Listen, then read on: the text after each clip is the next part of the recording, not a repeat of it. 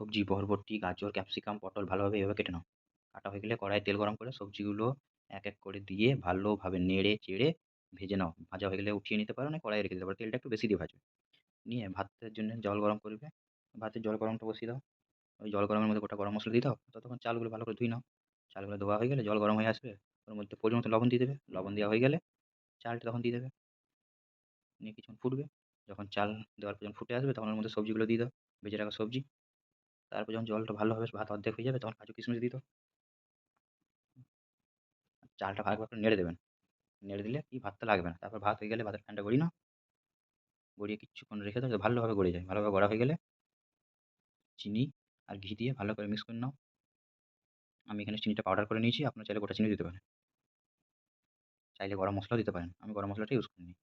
ভালোভাবে এরকম layer, layer করে একটু, একটু করে দিয়ে মিশিয়ে নাও। তারপরে একটা জিনিসে জল গরম বসাও। জল গরম যখন ফুটে আসবে তখন ওর মধ্যে এটা ভাতের জায়গাটা বসিয়ে কিছুক্ষণ ভাপিয়ে নাও ঢাকা দিয়ে ১০ থেকে ১৫ মিনিট। বাস তারপর নামিয়ে নাও। Rice ready. নিয়ে গরম, গরম সার্ভ করে খাও।